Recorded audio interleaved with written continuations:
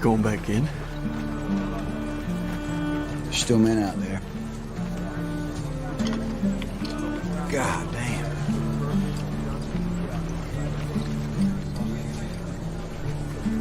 When I go home, people ask me, "Hey, Hoot, why do you do it, man? Why? You some kind of war junkie?" I won't say a goddamn word. Why? They won't understand. They won't understand why we do it. They won't understand it's about the men next to you. And that's it. That's all it is. Find us on the web at mbradio.us. I want to make it clear that the views expressed by our hosts are not considered the official stance of MBR Views. Remember, this is all about having fun and enjoying the ride.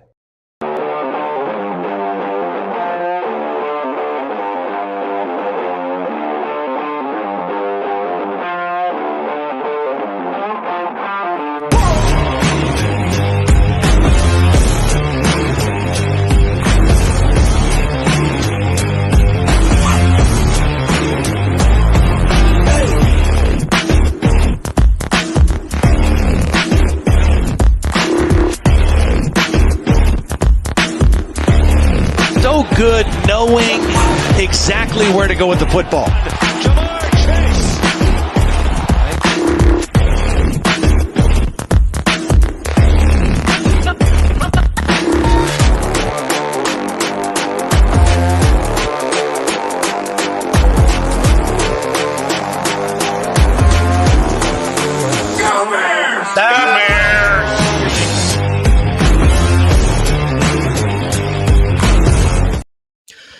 All right, welcome back in, everyone, to Inside the Hoosier Mind, hosted by Military Broadcast Radio, MBR, giving a voice to veterans, helping teach them not only how to use podcasting equipment, but helps get them podcasting equipment and helps them to get their voice heard. If you'd like to learn more about it, please hit that little QR code right down there. That'll help actually scan to give you more information about Military Broadcast Radio, what their mission is, what they do, and if you would potentially like to, you could donate to them as well. I do have a very special guest today. He has actually been on the show before, but not on this network in particular.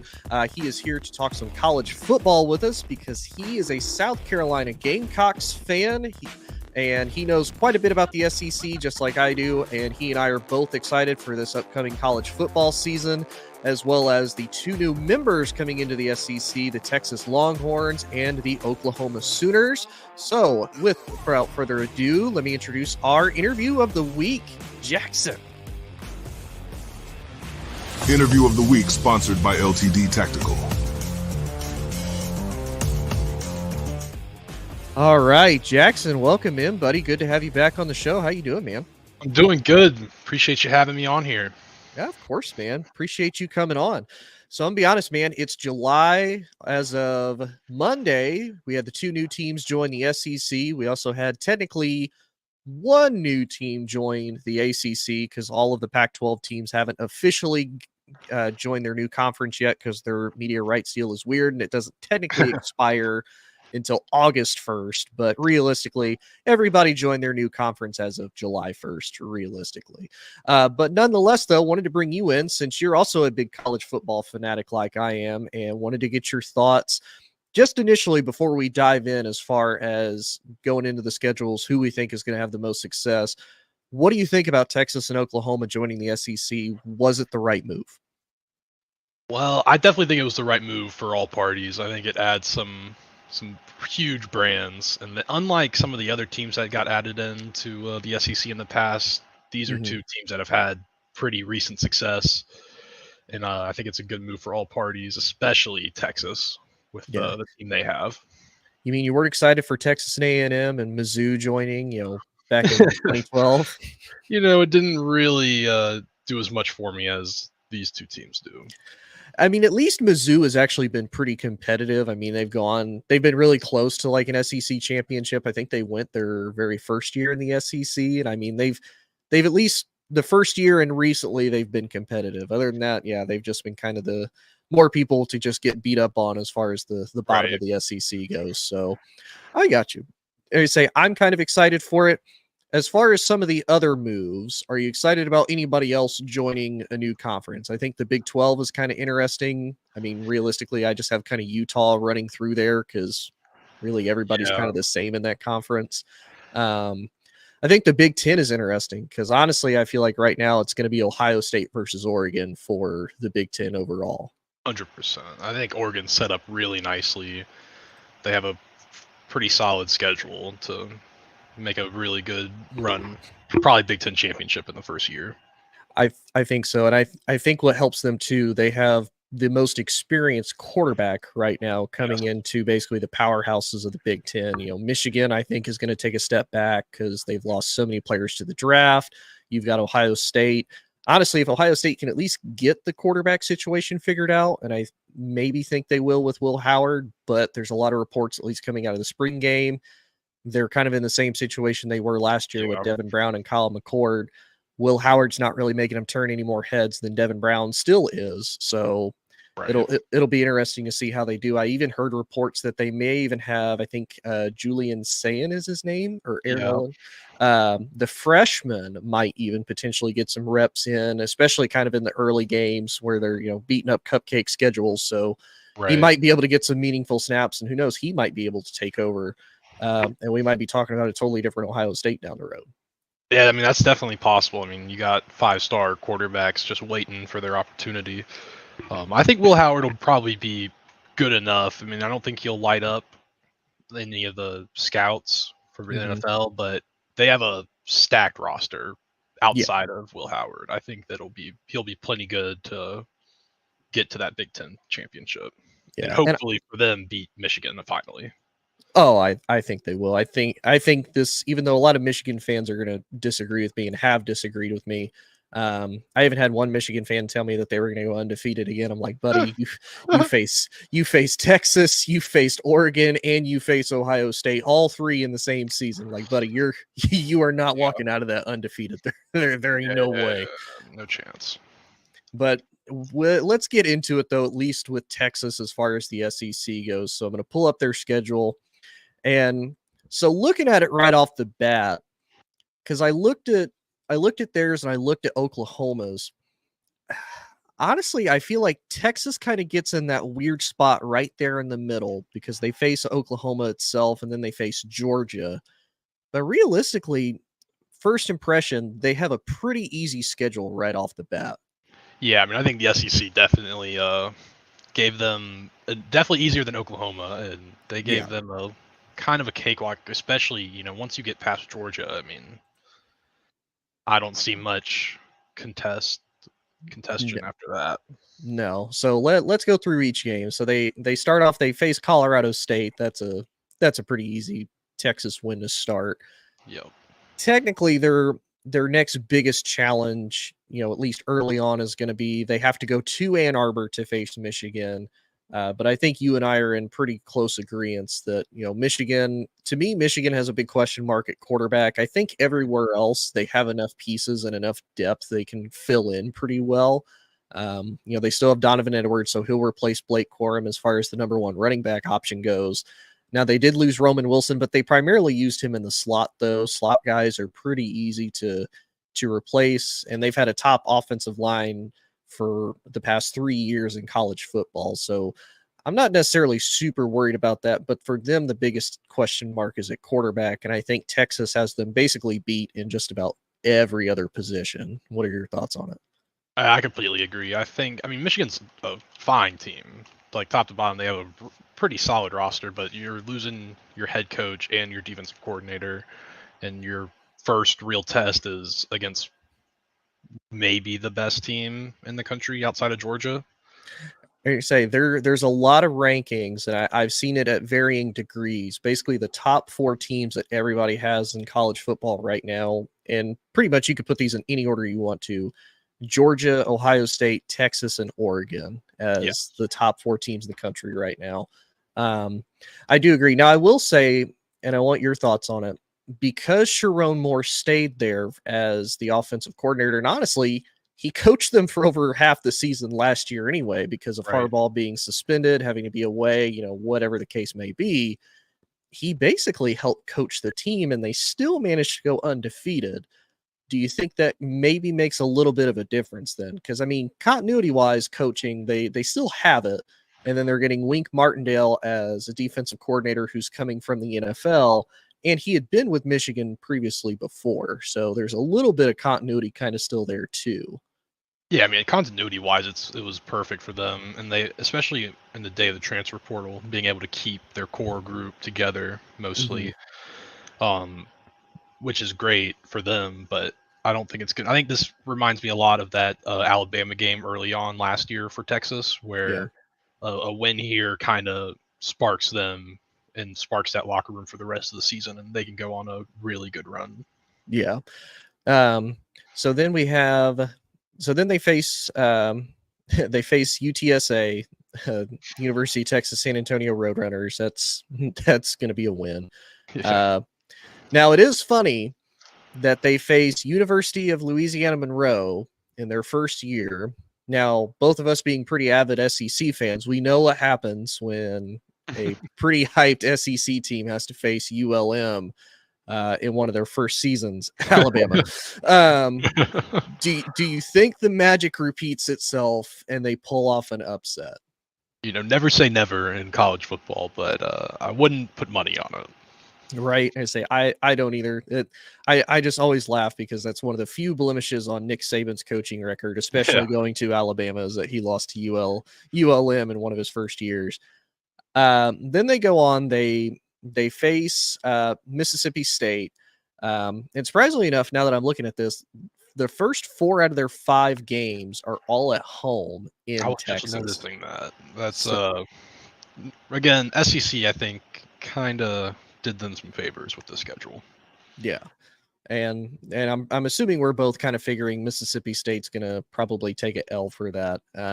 I think they ended up actually replacing the coach that actually took over for Mike Leach, if I don't remember right, didn't they? They did. They fired Zach Arnett, and they hired Jeff Levy from.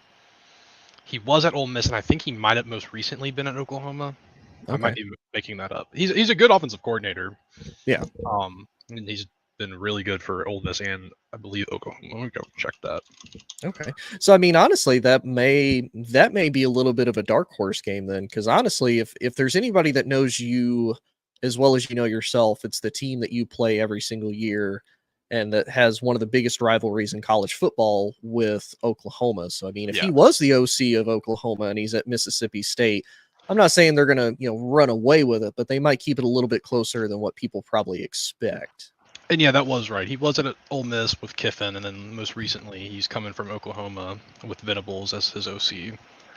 I think it was a good hire because I think he's a good offensive mind, but I don't think it'll be enough in Arlington. Or do they play in Arlington? Austin. Austin, that's right. Close enough.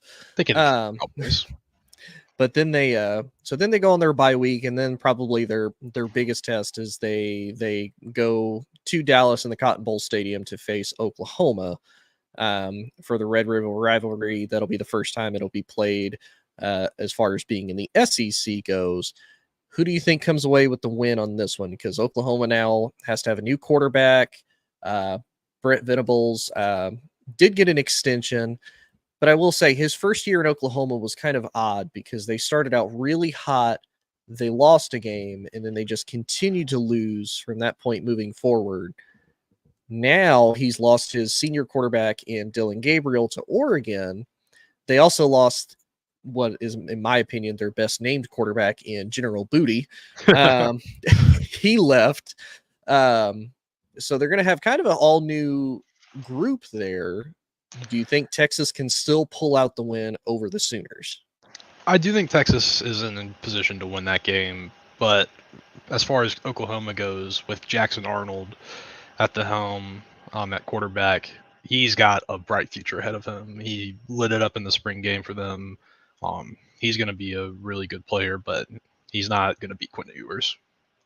I could see that. And Quinn, to me, a lot of people kind of hate on Quinn for some reason, and I really don't get why. I feel like other than that first year as a starter, they face Alabama. He gets hurt. Hudson Card comes in. In all honesty, if Hudson Card didn't kind of get banged up too in a couple really weird calls, I think Texas would have beat Alabama both years that they played him, to be 100% honest with you, because they were solid in that game the entire time. They were, and they were doing way better than anyone thought they were going to do in that first matchup. And unfortunately, viewers went down, but they got their get back last year. Yeah. And then probably to me, the game that is honestly, we could probably flip a coin as to who we think is going to win this game. You've got they do get a break, like you said. They get to host Georgia. Mm-hmm. Who do you think comes away with the win? I really don't know. Like you said, I mean, you can really flip a coin. I think these are the two best teams in the SEC by a pretty decent margin. Alabama and LSU are going to have good years, but I think the Texas being at home, they probably are favored. Mm-hmm. For what that's worth. Let me see what ESPN says off the top of their head, or if they even have the bet predictions yet. Yeah, they might not. Would be interested to see that. But I think I'd probably give the edge to Georgia just because I think Kirby's is going to be on a mission this year. Yeah. But I mean, Kirby, and I will say for somebody who initially I doubted, I actually doubted Carson Beck quite a bit. Just because watching him fill in for Stetson Bennett at one point against TCU is like, you couldn't really mess up at that point. You know what I mean? Like, like if you screw up at this point, buddy, like you probably shouldn't be the starter. But yeah, I think it'll be a Georgia win, to be honest with you. But I also think this will probably be a matchup of the SEC championship too, though, because like you said, it'll be basically the two best teams facing each other. And as of right now, believe it or not, Texas is favored by the line UGA. So Georgia is favored by 1.5 points to win. That's interesting. So it's close. I think they're about in the same boat that we are as far as it could honestly go either way. Yeah. Then they have to really face their second road game. They have to go to Vandy. I think everybody agrees. Although, believe it or not, Texas's overall record against Vandy is 3-8-1. So I mean, some South Carolina fans were having fun on Twitter with that just the other day. But their second road game being, what is that, week 8, 7, 8? Against Vanderbilt is pretty funny, right? They were already battle tested by that point, though, with Michigan and Georgia. I don't think they'll fall into any Vanderbilt traps. No. Then they're lucky they don't have to go to Florida. They get to host Florida. I think they'll easily get the win against Florida. Now, if it was in Florida, I'd probably argue a little bit differently. I do feel bad for Florida because I don't think they're bad. Like they were way better than I expected them to be last year. Graham Mertz was like 10 times better than I thought he was going to be. 100%, especially because I watched him in Wisconsin the year before last. And I was like, buddy, no. Like the last two quarterbacks they had between Jack Cohn and Graham Mertz, I'm like, y'all are not the guys. Y'all just, you're not that guy, pal. You're just not. Now we do get kind of an old school rivalry after that. Then they have to go to Arkansas to face the Razorbacks. But I think that'll be a pretty easy Texas win. Arkansas, they are taking a step back. They lost Jefferson. He's actually transferred to UCF, so they lost their kind of star starting quarterback. And Arkansas has just been kind of down in the dumps here late. Yeah, I mean, Sam Pittman started off his tenure there pretty hot, and I thought he could be a guy for Arkansas, but the last couple of years, he's definitely taken a dip. They also lost, hopefully, best running back in the conference with Rocket Sanders. Right. Just wait on it, but right. I think it should be an easy win for Texas. Yeah. And then their last home game, they host currently they're number 23 ranked Kentucky. I wouldn't be super worried about that. I mean, Kentucky is so up and down. I don't really see them being a threat in the SEC East at the moment, and I especially don't see them really being a threat towards Texas. Yeah, I mean, Kentucky is going to be pretty much the same every year. Like, they're going to be good.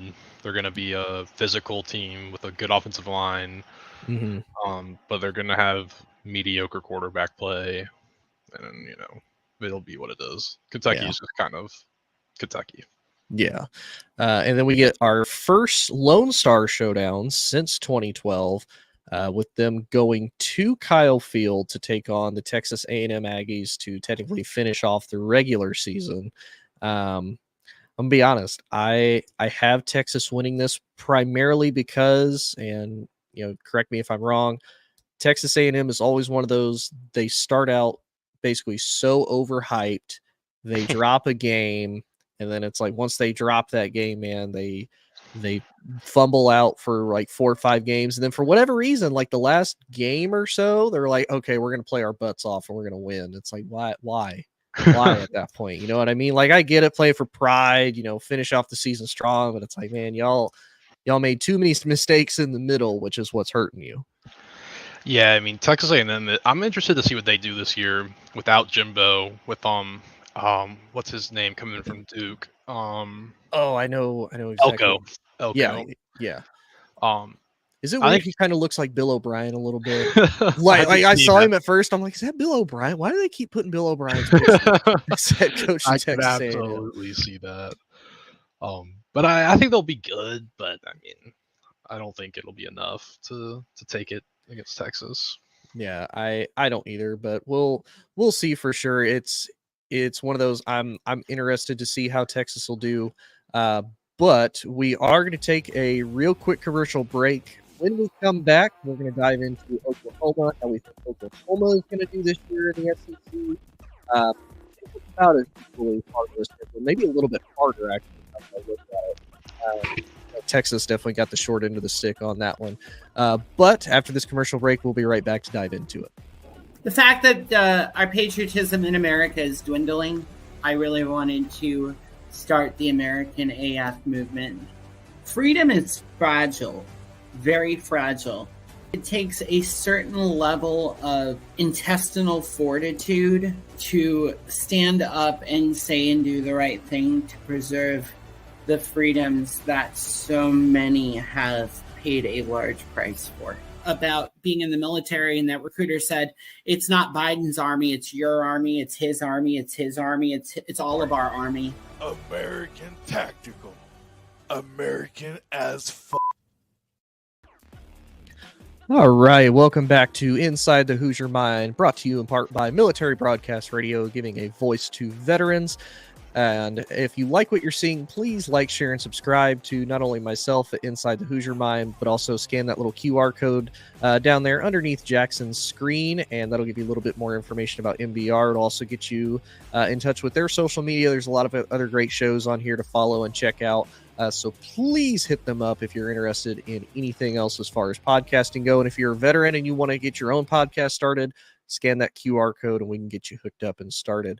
But Jackson, we're back, and now we're going to dive into the second team joining the SEC. We're going to dive into Oklahoma's schedule, which, again, for first glance, man, I feel like Oklahoma kind of got the short end of the stick. What's your thoughts on it, man?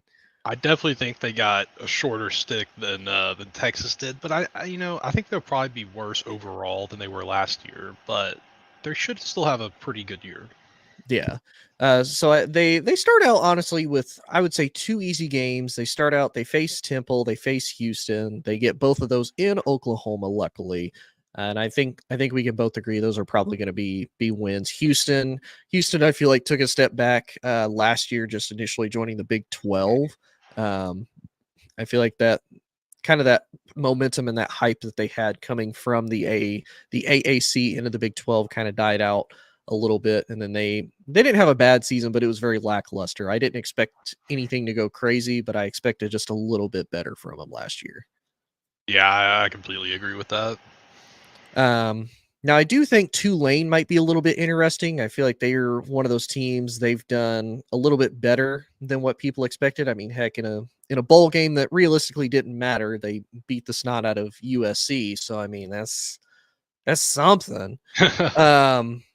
But I mean, Tulane might be a little bit of a quote unquote test for them, but I'm not super worried. Their first real test, though, they have to host Tennessee, which I feel like that's honestly going to be a very underrated game. Because I feel like that's going to be really good. Tennessee, I feel like, has a lot of that hype kind of surrounding them again that they did with Hendon Hooker in the year that they beat Alabama. What do you think? Do you think the hype is kind of there? Or do you think this is one of those? It's going to be a true test for Oklahoma, but do you think they still come away with a win? I think this is a really interesting game. A couple interesting storylines. Heupel going back to his alma mater at Oklahoma. Interesting just to see how that plays out, what kind of reception he gets. But I think Tennessee is going to have a lot of hype, especially week 4. I don't know what their schedule's like off the top of my head, but I'm sure they'll probably be undefeated or close to undefeated and have enough hype there. And with Nico, I don't know how to say his last name, but he's generating as much hype as any quarterback in the country pretty much right now. With that offense, it should be a fun one. So just to give you an idea, and I wonder if this changes your opinion a little bit. So Tennessee's first 3 games, they face the Chattanooga Mocs. I'm going to assume that's a L for Chattanooga. Then they face NC State. So they face the Wolfpack, and they face it in Charlotte. So that might be a little bit of a tough game for them. And then they host Kent State before they face Oklahoma. That NC State game's actually pretty interesting because I think NC State should have a pretty solid year. Yeah, I felt like they had a pretty good year last year. Honestly, Yeah. I feel like they're one of those teams that if Clemson honestly hadn't been good for so many years, and then Florida State kind of also edging them, I feel like NC State would be one of those. They'd be at least a top 3, top 4 team in the ACC right now. Yeah. Had they not have to have all that rough competition. Yeah. So if you had to take a guess just right now, who do you have winning Oklahoma versus Tennessee? I'd probably give the edge to Tennessee. Okay. 2 young 5-star quarterbacks going at it. It'll be fun either way. But I think Tennessee probably has a better all-around roster. But being in Oklahoma is also a big deal. Yeah. Then they have to travel. They have to go on the road for their first road game. They have to go to Auburn and face the Tigers. Now, albeit Auburn's another one of those. They're very hot and cold. They have really good years. They have really, really bad years. Then they have good years again. I'm going to say Oklahoma wins against Auburn. I think so too. But you kind of nailed it. You really don't know what to expect with Auburn and with Hugh Freeze. It being at Auburn, obviously helps them. Yeah. I think Oklahoma probably takes that, that's a really good start to the month. First month in the SEC is, going 4-1 would be really nice. Yeah. Then they have their first bye week. Then they come into the Red River rivalry, and I think we both agree Texas is probably going to walk away with the win on that one. So they're going to be sitting at 4-2. And then they host your team. They host the Gamecocks. Now, I'm going to be honest. I don't know a lot about South Carolina. I know Spencer Rattler got drafted to the Saints, and he was honestly a lot better, I think, for South Carolina than what people probably gave him credit for. I remember watching him at Oklahoma when he was the starter over Caleb. And honestly, I felt like once they started to struggle, they just gave up on him. They had Caleb come in and replace him. He actually ended up, I think, doing a comeback win against Texas to basically secure the starting job. And then Spencer kind of got tossed to the wayside. But at the time, they were projecting him to be one of the top round draft picks in the NFL. Goes to South Carolina. I thought had a pretty good last couple seasons. I mean, they beat the snot out of, I think, Tennessee. And I think they beat Clemson last year too, didn't they? 2 years ago, but yes. Okay. So what do you have with your Gamecocks having to go into Oklahoma the first year Oklahoma's in the SEC? I think Oklahoma probably takes that Yeah. relatively easily. I think we have it'll be a redshirt freshman starting at quarterback. Obviously, this will be late, mid season, so he'll kind of have his feet under him a little bit. Yeah. But I don't think our roster matches up particularly well. And Venables has given Carolina nightmares for way too long. Yeah, that's fair. And now 2 out of the next 3 games are really interesting to me because then they have to go to Ole Miss to take on the Rebels, who I expect Ole Miss to have a really good year this year with Jackson Dart at quarterback. I felt like they had a really good year last year. They did get beat by LSU. They just had a couple games where it's like, man, they were at least in it. They didn't get absolutely steamrolled like they do a lot of times. So I feel like Ole Miss is kind of getting built up to potentially do a pretty decent run. So I think with it not only being in Oxford, but Ole Miss kind of having the continuity with Jackson Dart being there, I think I might have to give Ole Miss the win on this one. Yeah, I agree with you there, and I'll go ahead and spoil. I think they probably lose at Missouri as well. I think that's a pretty tough 2 or 3 game stretch. I think Ole Miss is poised to have a really solid year. Their defense, what they did in the transfer portal, should be way better than people. Like when you think about Ole Miss, you don't think about a good defense. Yeah, I think this year that might change in some people's minds. Yeah. And luckily they have the Maine Black Bears in between there back in Oklahoma to kind of rebound a little bit if they lose to Ole Miss. And then, yeah, I agree. They have to go to Mizzou, an old, Big 12 rival that they have to face. And honestly, Mizzou was in the same boat last year. They had a lot of very close losses. I mean, they beat Ohio State in the bowl game that they played in. I feel like Mizzou is really feeding off a lot of momentum right now. I feel like there's a very positive culture there. They have a lot of their guys coming back too. So I feel like Mizzou might also be one of those teams. They're going to be poised to kind of have a big year in the SEC and be a lot better than people think. Unfortunately, I agree. I don't like Missouri too much. I don't like Drink. That's fair. he beat Carolina at App State and then is beating us every year at Missouri. I got to, whatever. But anyways, that's fair. They're going to be good. Yeah. And the backing they have for that coaching staff, the NIL money coming in for that coaching staff. Yeah. I don't see them going away anytime soon. No. And then unfortunately, Oklahoma really gets the short end of the stick. If they lose 2 out of those 3 games, they go into a bye week, and then they finish off the year. They have to host Alabama, which, let's be realistic, unless Kalen DeBoer has an absolutely abysmal season in his first start, which I'm going to be honest, I do think Alabama is going to take a little bit of a step back. I mean, they already have the last couple of years just because of the whole NIL deal coming in. They haven't had that really good, continuity of quarterbacks that they have. I'm personally not a big fan of Jalen Milroe. Even watching him last year, he got benched during the regular season. Yeah, he came in. He had a pretty decent game against Michigan. There's still a lot of rough edges with him at quarterback. It's like, man, you are trying to kind of run the ball first. You're trying to force it, and it's like he seemed to get a little bit more comfortable, but it's like, man, he's not what I would picture as like the stereotypical Alabama quarterback. Like a lot of these guys are true pocket passers, and he's kind of that mobile hybrid that when I think Alabama, it's like, yeah, I don't see you, man. I'm sorry. Like if you went to any other team, you'd probably be like the absolute star back on their team. But for Alabama, it's like, I don't feel like you really work for that system. And now Kalen might be a little bit different because Kalen got, Michael Penix, and Michael Penix started out as that when he was with IU, and that's what actually caused him to have a lot of injuries. And then Kalen was like, hey, man, we're going to get you a good offensive line, which they did do really well in the transfer portal as far as getting all of Washington's O-line and part of Iowa's O-line in Alabama. So Alabama should have a good offensive line again. So maybe he'll be able to work with him like, hey, man, you don't have to take off and run. You can be more of a pocket passing quarterback. But do you think Alabama, does the tide roll over the Sooners? I think so. I don't maybe not roll. It might be a little tougher than that, but I do think they probably win.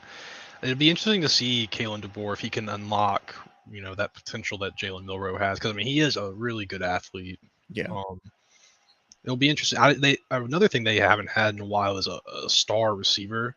Yes. You look back on some of those really good Alabama teams, they had stacked wide receiver rooms. I don't know if that's getting better. I know they had a really good player sign, but he'll be a freshman.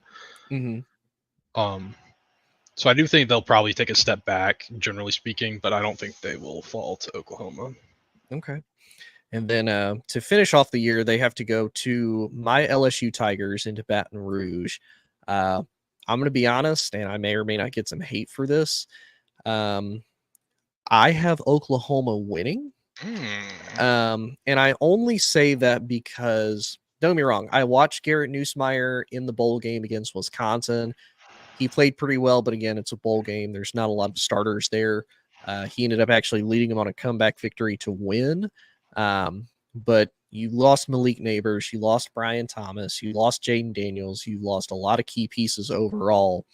So it's not that I expect LSU to be trash, but kind of in the same boat as Alabama. You're probably going to take a couple steps back of you're going to be good, but I don't think you're going to be that good. And I think depending on, and it may even depend on Oklahoma's momentum, because by then they may be so beat and exhausted. Because I mean, you're facing right now 3 of the top 10 teams. Well, actually 4 of the top 10 teams in the second half of your schedule. With a couple games sprinkled in here and there. I mean, Oklahoma may just be completely defeated at that point, and they're like, "Hey, we don't really have a shot in the SEC championship. We don't have a shot to go in the playoffs." They may rest guys. Who knows? But what do you have as far as them facing the Tigers? I think they're kind of in a similar spot as LSU. You're losing your really good quarterback. I mean, not Dylan Gabriel wasn't Jaden Daniels, but he was really good. Right. And you've got a younger guy who's supposed to be good. He's supposed to come in and not miss a beat, really. So I think you can kind of flip a coin for this. Being in Baton Rouge is a huge home field advantage, as big as any. So maybe that edges LSU a little bit. Yeah. But I could definitely see Oklahoma going in and finishing the year strong. So I think you can kind of flip a coin either way. Yeah. And then we will actually switch real quick. We'll talk about your Gamecocks. And I'll pull up their schedule as far as how you think they're going to do this year. Their schedule's a little rough because they honestly, this it's not even that as bad of a schedule. Usually, top 10 toughest schedules preseason. I think this year ESPN has us at like 17. Okay, so not terribly bad. But I guess that's because every SEC team now has the same schedule as we do. Yeah. You just have to add in Clemson. Right. I don't see too much upside. I think 6-6 is probably like I'd be pretty happy if they go 6-6. Yeah. You got to beat Old Dominion, Akron, Vanderbilt, Wofford. So you got those built in, which is always nice. I think Kentucky's probably the biggest game on the schedule. Week 2 at Kentucky, probably you lose that, your chances of going to a bowl look pretty slim.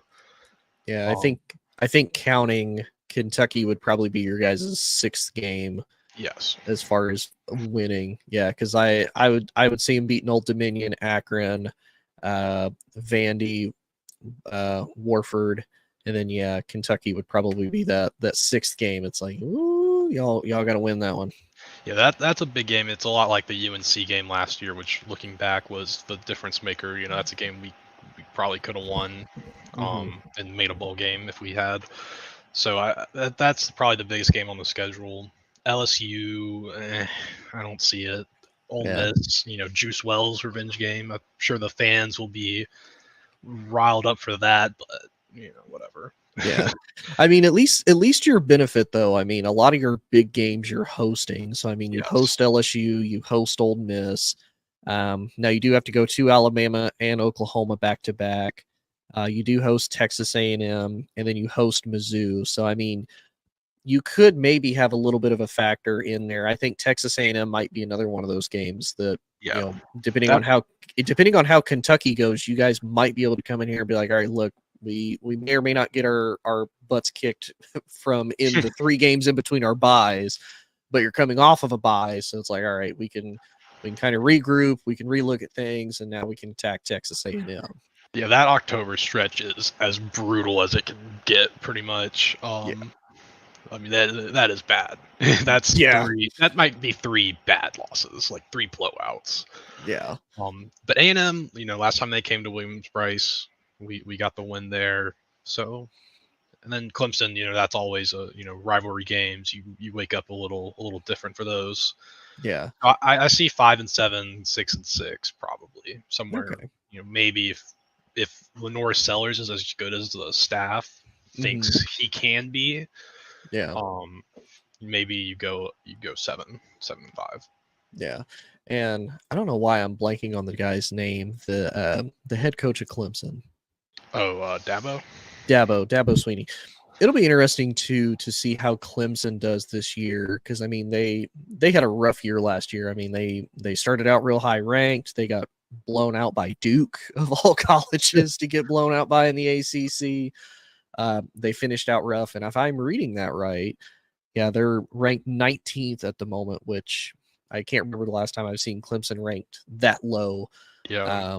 Especially to start out the season, and especially with his mantra of he doesn't want to use the transfer portal. He wants to, you know, have guys that he recruits, which I'll be honest, man, if you're trying to be a long-term college football coach and trying to have the success that you want to have, especially against, you know, Florida State, who's going to be using the transfer portal quite a bit. Miami's going to be using it. Pretty much every team in the ACC is going to be using it.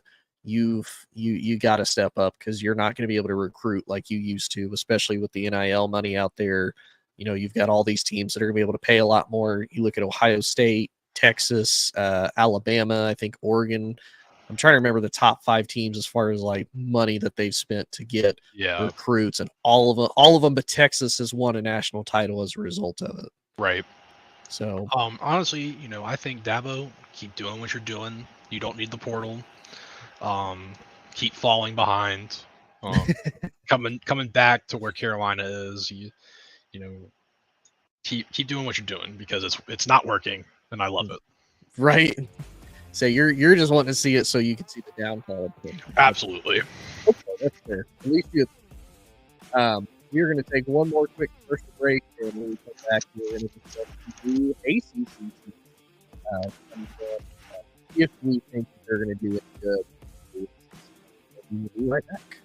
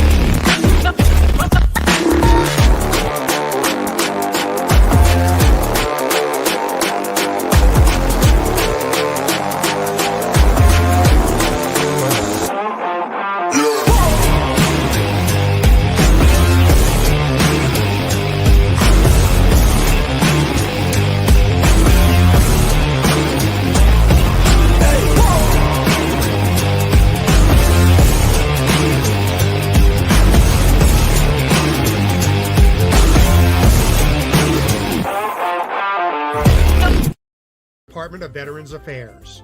For PSAs on the best services available to veterans, go to VA's new radio outreach page, news.va.gov/outreach/radio.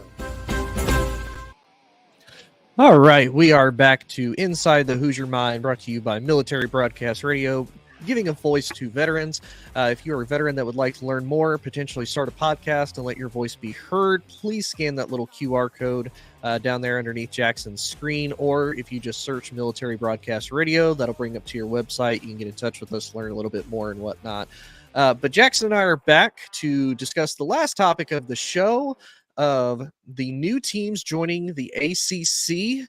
And I'm going to be honest, man, they're adding 3 teams. But I still don't really think that's going to make a big difference. And it's not really a hot take. I think it's kind of a generally well-known consensus. The next conference that I think is going to fall as far as teams leaving to make more money and is going to cease to exist just like the Pac-12, I think is going to be the ACC, man. Yeah, I agree with that. Josh Pate for 24/7 Sports actually thinks a change for Florida State could be coming very soon. Yeah. For what that's worth. I've seen a few different things. The actual 3 biggest teams making a lot of noise and impact to get out of the ACC, and especially their grant of rights and their media deal, has been Clemson, has been Florida State, as well as UNC. Yeah. You would have to probably guess Miami's going to be in there. As far as a big brand looking to expand back out, probably look to get back a lot of former glory that they have.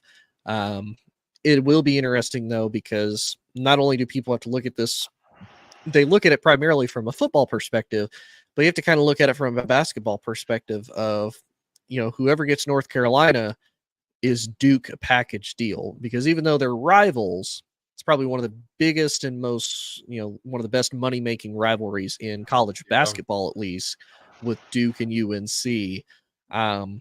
If you had to take a guess, because honestly, it's just purely stipulation at this point, where do you think at least Florida State, Clemson, UNC, and Duke all end up if they leave the ACC? I really don't know. I think Clemson probably would go to the Big Ten. Maybe Florida State to the SEC. Okay.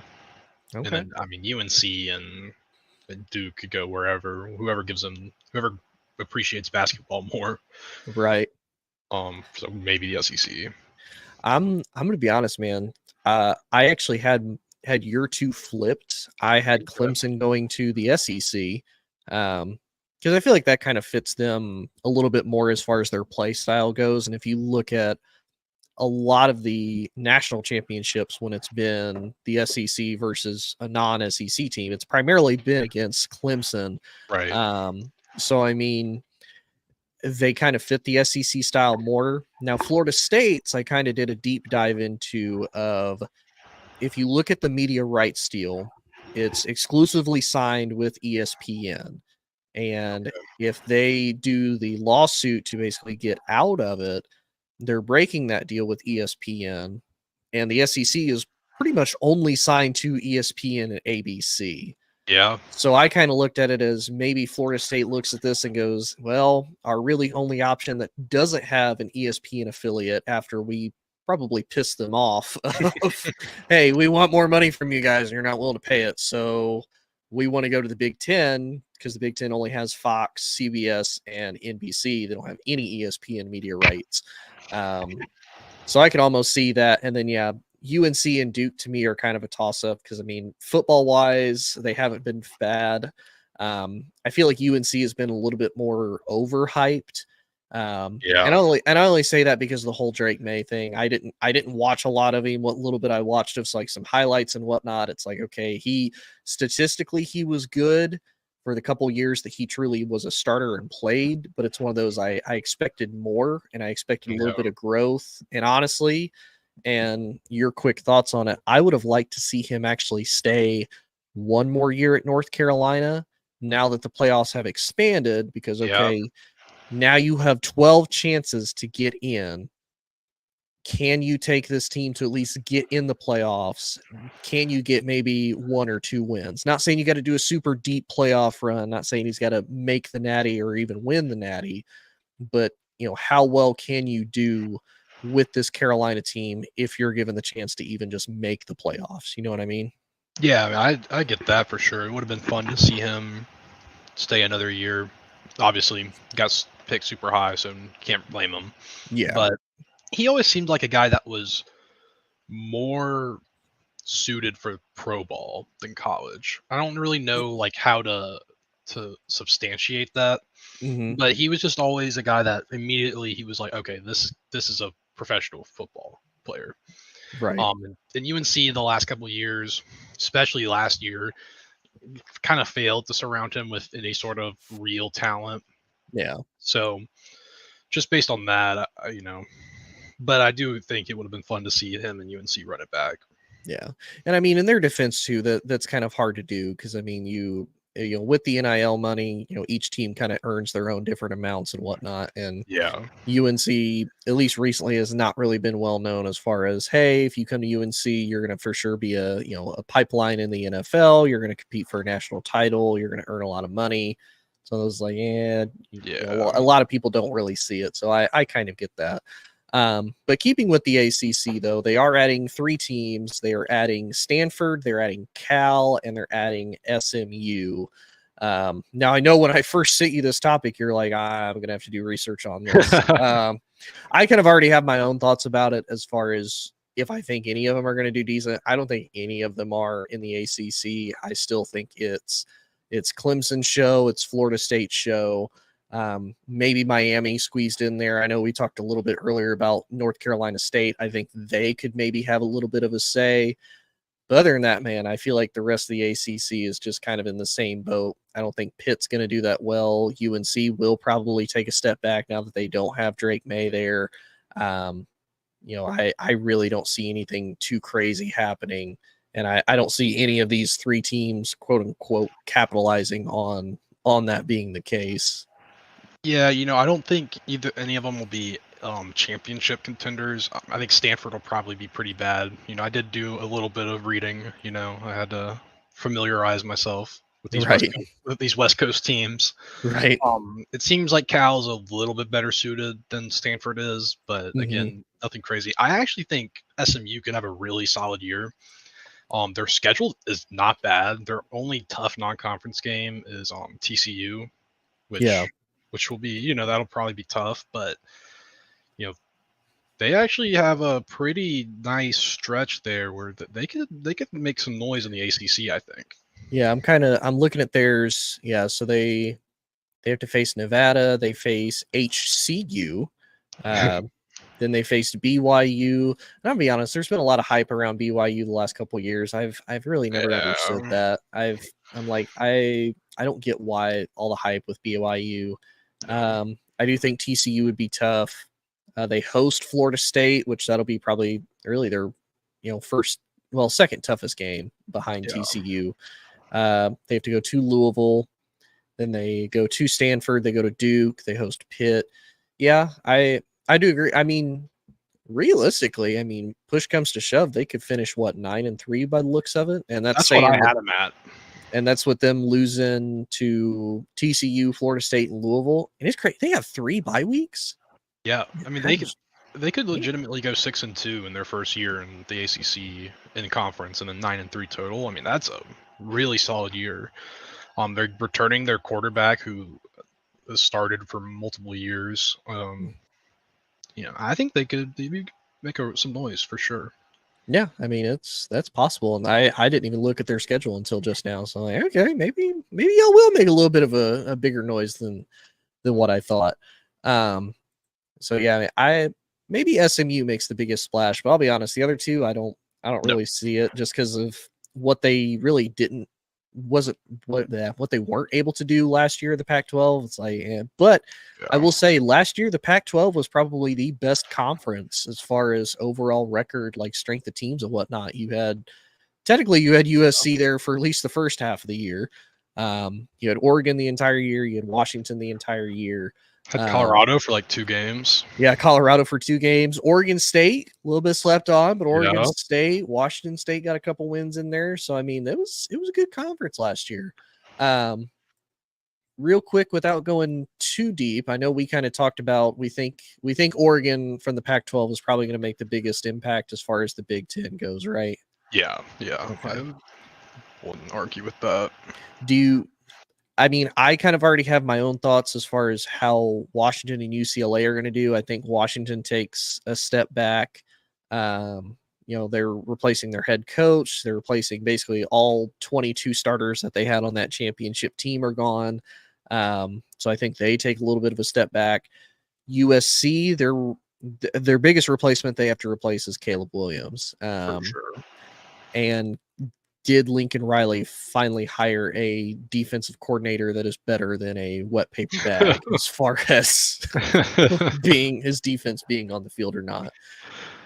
I do think he did. I do think DeAnton Lynn is actually a pretty good hire for them, but I think they'll be good, but not great. I don't believe in Miller Moss that much. If Caleb Williams can take them over the hump, I don't think Miller Moss will. Yeah. Washington's gonna be worse. I mean, they're losing everything. Yeah. Including their coaching staff. And then UCLA, I do love that they got Bieniemy. It's an awesome hire, but I don't think they have enough talent there to make any noise year one. Yeah. I do want to point something out that I watched earlier this morning, because they had an interview. Actually, no, not this morning. A little bit earlier. Joel Klatt sat down with Matt Rule from Nebraska. And Matt Rule was like, look, if we were as bad as we were last year, he's like, I'm gonna quit. I'm gonna go golf. And I was kind of like, that's a big talk, man. Statement. Like you're in the Big Ten, buddy. You got a lot of new additions. But then I looked at their schedule. I'm like, I mean, like y'all could actually do really well. Like that's about as good as a schedule as you can get, to be honest with you. The last three is a pretty tough stretch, but I mean, before that, the only clear loss is Ohio State. Right. And I'm like, man, y'all, UTEP, Colorado is going to be a big question mark, and you get to host them in Nebraska. Yeah. I won't believe in Nebraska because they have Marcus Satterfield at offensive coordinator, who was Carolina's offensive coordinator for a couple of years. And he can't draw up a play to save his life. Okay. But Dylan Raiola is a dog. Yes. And, I mean, that's as big of a recruit as Nebraska's landed since I can remember. Right. So, I mean, they're with that schedule, they're poised for a pretty solid year. And it's funny that you mentioned that, too, as far as the offensive coordinator goes. He said that he actually looked to Kirk Ferentz as far as how to deal with the weather, how to really deal with a Big Ten schedule. Because in Matt Rule's defense, he's never really had that. He was at where Boston College? No, not Boston College. Baylor. Baylor. I know he was at Baylor. He's at one other. Oh, Temple. That's right. So I mean, he really never has dealt with like the true Midwest weather. Yeah. And especially being in Nebraska. So it's like, okay, maybe he does have a little bit of an edge this year, but I thought it was funny. He looked to Kirk Ferentz as far as, hey, how do we go with this? It's like, man, you could not have picked a worse dude then as far as like, all right, how do we deal with this? Well, first thing, don't have an offense. Just rely solely on your defense. Don't even worry about the offensive side of the ball. Just worry about He might have gotten some really good defensive tips from him, though. He probably did, to be 100% honest with you, but hopefully he didn't listen to him how to run an offense. Right, just be like, look, Kurt, just tell me the defense. Don't worry about the O's. Don't worry about the O's. Only worry about the X's. Yeah, just worry about the X's. Don't worry about the O's. But yeah, it'll be interesting. I'm excited.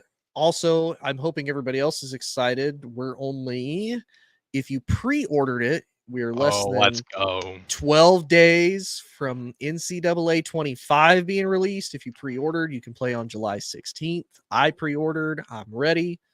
Oh, I'm locked in. Even though I got to go to Ohio to do the Ohio State Fair for an event for like a week, my Xbox is coming with me. Yeah, we not stopping there. We are not stopping. We're set to go on vacation that weekend. I'm bringing my Xbox. We are locked in. I'm scheming. I'm ready to DM some recruits. We're ready. Who you building your dynasty with to start? I don't know. If we're going non-Power 5 or Power 4 now, maybe ECU. ECU, okay. How about you? Again, if we're picking non-Power 4. There's so many tough choices, man. So many. Part of me wants to do Oregon State just because I feel like, that one of those two teams deserves some love. That's fair. I feel like the bees can do it. I know everybody forgets about it. Like when they did the deep dive, and it's like they're like the Pac-12, and it's just Washington State, Oregon State. I'm like, that's such an insult. Why did y'all do that? Why did y'all do that? Like, just call them independents or something, man. I don't know. But Jackson, buddy, it has been a blast. Appreciate you coming on, man, and helping me out and talking some college football. Hopefully you enjoyed it. Yes, sir. It's been a blast. Thanks for having me. Appreciate having you on. Again, if you guys like this, please like, share, subscribe. You can follow me on all my social media at Inside the Hoosier Mind. You can also follow me on the Military Broadcast Radio Network. Again, scan that little QR code or just type in Facebook Military Broadcast Radio. There's, I believe, 3 channels for them. So either MBR, MBR2, or MBR3. You'll be able to find our stuff on there. And appreciate everybody coming out. We will see y'all next week with a little bit more sports talk. Hope everybody has a good night, and we will check y'all out later. That's the show for today, everyone. Thanks for listening. We'll be back next week with an all-new show. And remember, you can listen to us again and again. The podcast of this radio show is available right after we go off the air tonight, anywhere that you can get your podcast episodes. And thanks for joining us today. I'd like to take a moment to talk about something close to my heart. Military Broadcast Radio is doing incredible work to support our veterans and bring their voices to the world. They rely on your generous donations and your dedicated volunteer hours to make it happen. I encourage you to consider supporting MBR in any way, form that you can. Use this QR code that's attached to the picture, or you can go to our website at mbradio.us. That's Mike Bravo Radio.us.